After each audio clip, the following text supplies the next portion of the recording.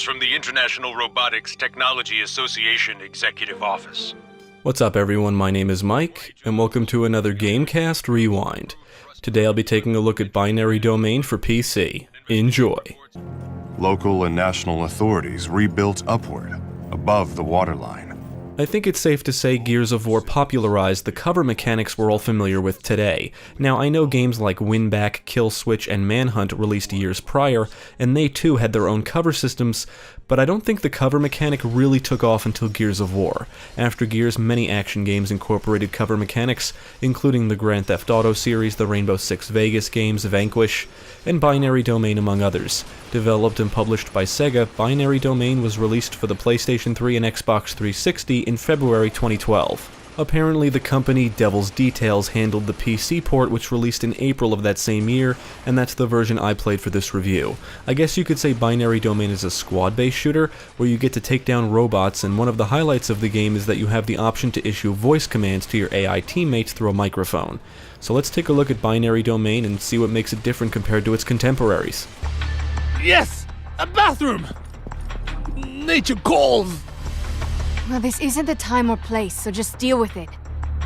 Easy for you to say. You're not the one about to shit your pants. Binary Domain is a third-person shooter complete with the over-the-shoulder view and a cover system. You can walk, run, sprint, snap to cover, jump over obstacles, perform a melee attack, and perform an evade move where you can basically jump and roll in any direction. As you progress through the story, you'll acquire new teammates, and you can command any teammates following you by issuing voice commands or via buttons. Buttons are more reliable, and no matter how I tweaked the voice settings, the game would frequently fail to register what I said. You can bring up a list of applicable words, but if you issue the wrong command or the game doesn't properly register what you said, it just becomes annoying. It is cool when it works, but after a short while I switched to the button command since it's a lot easier. In between battles, the game likes to force you to engage in conversations with your teammates, and you usually have to answer questions. Certain answers result in raising or lowering their trust in you. Trust is important because the higher their trust, the more likely they are to actually follow your orders. The lower their trust, the less likely they are, and they may outright refuse your orders. It's not hard to figure out which answers to pick to raise their trust, but trust isn't just affected by conversing. It's also affected by certain elements of combat. For example, shooting them, even if accidentally, will lower their trust in you. Unfortunately, they will often get in your way, which becomes annoying, but overall they prove useful in combat. Dan is always equipped with his own assault rifle and a sidearm with infinite ammo, but you can also equip a secondary weapon and grenades. You can swap out your secondary weapon and sidearm with weapons found in the environments, dropped by destroyed enemies, or with weapons bought from shopping terminals. Every character has their own unique weapon, and Dan's assault rifle can not only fire bullets, but also unleash a powerful shock burst attack, which does drain energy. Energy can be acquired from cells dropped by destroyed enemies, bought from shopping terminals, or from chargers found throughout the environments. Dan and his teammates' weapons can be upgraded through shopping terminals scattered around, and to purchase anything you must have credits, which are acquired by killing enemies. You can upgrade how much ammo each character's weapon can hold, their range, accuracy, rate of fire, and firepower, which I believe is the damage output. Dan's rifle's shock burst attack can also be upgraded and changed into an attack that results in a shockwave on impact, or a homing attack that also results in a shockwave on impact. Other weapons you acquire cannot be upgraded, but there is a decent roster including a Gatling gun, assault rifles, sniper rifles, light machine guns, pistols, shotguns, rocket launchers, and more. There's also a decent variety of grenades. You've got frag, EMP, and sticky grenades. The more interesting grenade types include the chaff grenades, which will cause enemies to become confused and attack each other, and the hologram decoy, which will distract enemies. Let's blast our way out of here! Nanomachines can be found in the environments or purchased from shopping terminals, and these act like skills. Some nanomachines only apply to certain characters, and as you progress through the game, better nanomachines will become available. These can assist you significantly in combat, and each character can be equipped with only a certain amount. Some nanomachines can boost health, others boost defense, and there's even some that increase how many first aid kits and grenades you can hold. The game employs a regenerating health system, and there's nanomachines that increase the rate at which your health regenerates. There's a good amount of nanomachines to play around with, and you can swap them out with others at any time during gameplay. Sometimes you may want to swap them out with others that are a better fit for a specific situation. When Dan goes down, you can use one of your first aid kits to revive yourself, or command one of your teammates to help you. Shopping terminals are a great source for anything you need. They offer everything ranging from first aid kits and weapons to nanomachines and weapon upgrades, and luckily they are around what feels like every corner. The nanomachines and weapon upgrades made me feel like my team was always growing and becoming more efficient, and you will notice a difference during gameplay. It should be noted that you can only purchase and equip weapon upgrades and nanomachines for members on your current team, so it's good to bring different teammates with you when given the opportunity. This way you can keep them all up to date with weapon upgrades and skills. Kane, you picking anything up? Oui, monsieur. The need to duck. At certain points during the game, you'll have the opportunity to choose what teammates will accompany you. Many times your team splits up, so you have to choose who comes with you. You can command your teammates to cover you, fire at enemies, retreat, regroup, and other basic stuff you've seen in other squad-based shooters. Your commands do affect their trust and behavior, but they do act somewhat intelligently on their own. They will shoot at and kill enemies, and it wasn't often I noticed them go down and require assistance, but even if they do, they can revive themselves, or maybe they help each other. Every time I got to one, they were usually back in action. Staying in cover is very important because the enemies can bring you down quickly. Enemies will sometimes arrive in transport vehicles or aircraft, whirlers will carry them, and you know how a lot of shooters include little enemy types that usually arrive in swarms and are more or less a nuisance to deal with? Yeah, Binary Domain has those types too. All of the enemies you engage are robots. Fire! I will do so! Assault shooters, rapid shooters, deadeye snipers, creepers, which are small spider-like enemies that explode when they get near you, Jarhead security robots, and the Hercules defense robots, which are usually heavily armored and wield Gatling guns and sometimes a rocket launcher. These are just some of what you'll come up against, and the roster is varied, making you think about how you approach battles. The enemy AI is decent, and some battles can prove to be rather challenging. The robots will advance on your position, they'll take cover, throw grenades, bigger ones like mobile guns can fire rockets you'll have to avoid, and most of the time staying in one spot is never a good idea. You're always outnumbered. Most will shoot at you, some carry shields, and others are extremely agile and utilize melee attacks.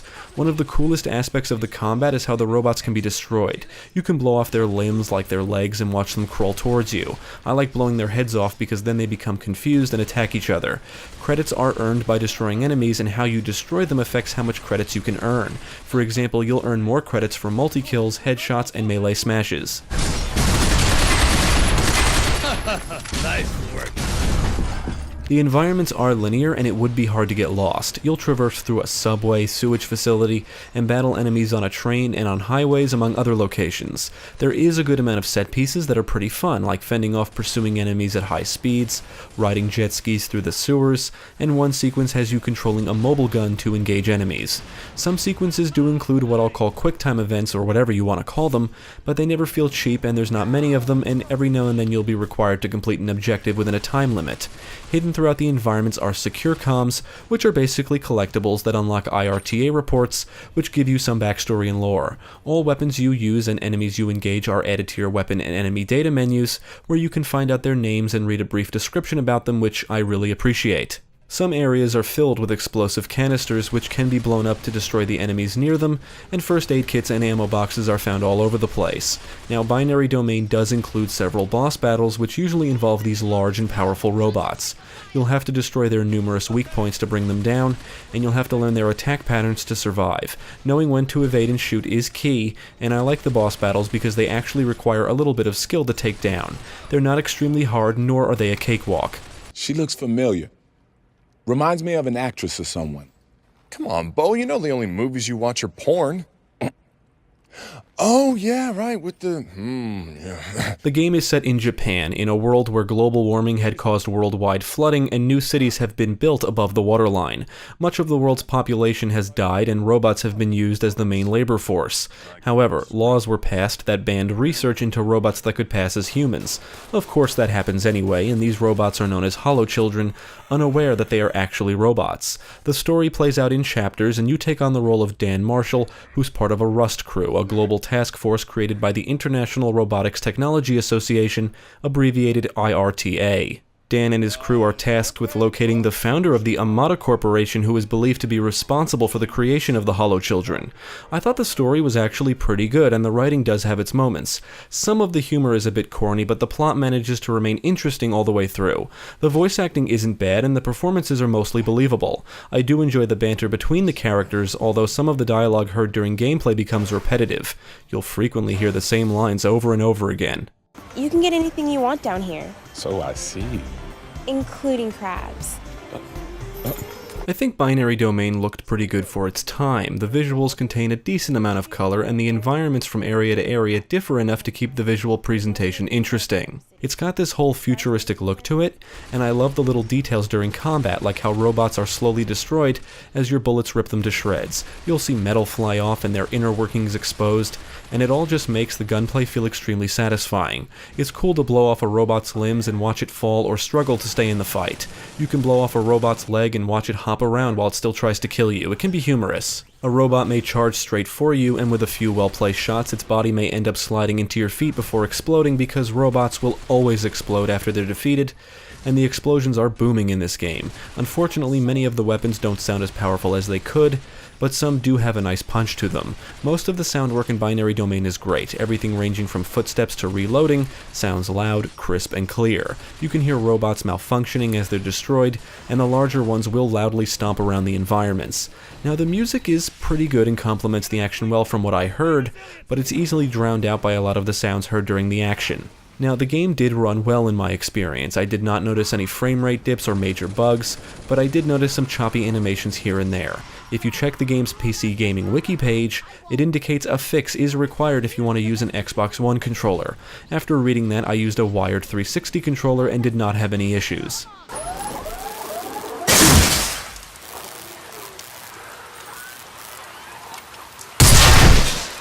I had a blast with Binary Domain, and I have beaten this before. Playing this is like a nice break from shooting standard human enemies and watching blood splatter all over the place. As satisfying as that is, it's also satisfying watching metal fly in every direction and robots explode all around you. But Binary Domain also makes me kind of sad because it reminds me of the Terminator film series and the fact that we haven't gotten a truly incredible Terminator game in quite some time. The Terminator for the Sega CD, the Terminator FPS on ModDB, and RoboCop vs. the Terminator for Sega Genesis I think are still the best games to date. The Bethesda Terminator games are alright from what I've played, but we need something like Binary Domain. If you swap out the Amada Corporation with Skynet and replace the robots with the Terminator models and make a few adjustments, set in a post-apocalyptic world that resembles what we saw in the Terminator and Terminator 2, it may be the ultimate Terminator game.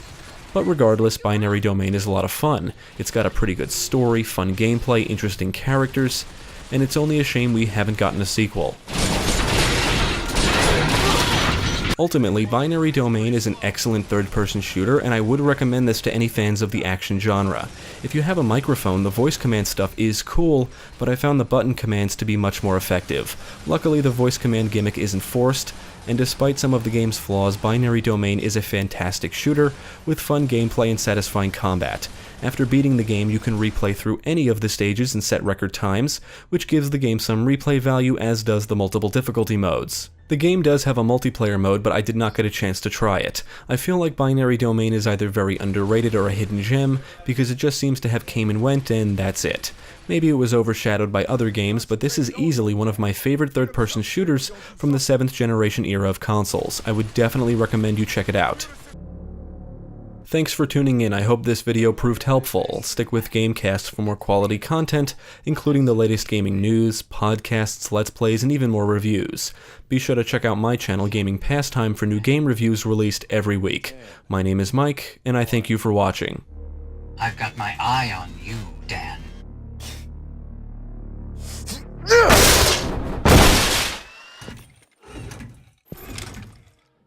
See? Waste the money.